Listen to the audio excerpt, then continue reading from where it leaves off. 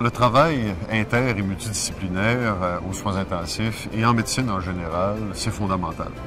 Il n'y a personne qui détient l'ensemble des compétences, l'ensemble de l'expertise, l'ensemble du temps pour faire face à un patient aussi simple ou complexe soit-il.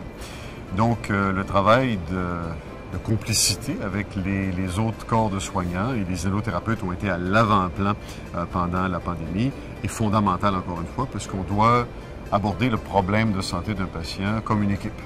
Et tout comme dans une équipe, il y a des gardiens, des défenseurs et des gens qui vont buter, ben il faut qu'il y ait des gens à leur place. Puis il n'y a pas une équipe qui peut gagner si toutes les positions sont pas bien pourvues. Et les inhalothérapeutes, comme corps professionnel, ont fait une impression remarquable sur les autres corps. On savait qu'ils et elles étaient bonnes et elles ont été au-delà de ce qu'on savait déjà qu'ils étaient capables de faire. Puis ça a été très inspirant. Puis pendant cette pandémie-là, ce dont on avait besoin, c'est de l'inspiration.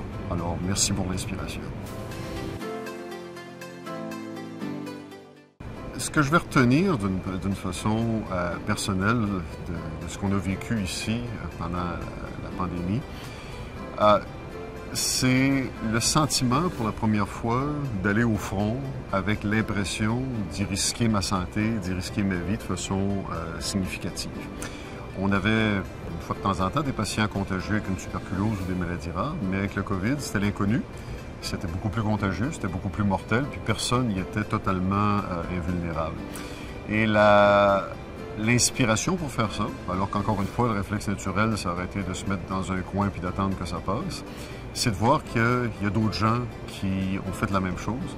Et collectivement, on a eu le courage d'aller au combat ensemble devant l'inconnu, puis pour le bénéfice de nos concitoyens.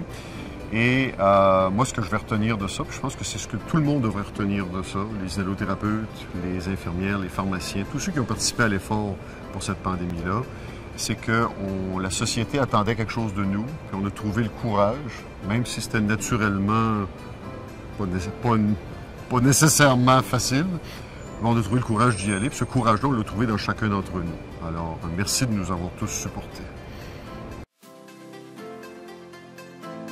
Alors, collègues inhalothérapeutes, la pandémie vous a mis à l'avant-plan, un avant-plan qu'on connaissait, qui a été bonifié, et dont il faut que vous vous serviez. Il faut que vous vous serviez de cette lumière qui a été triste au début, mais qui est porteuse d'espoir, que cette lumière-là vous permette de vous développer, puis d'atteindre les sommets auxquels vous êtes tout à fait autorisés.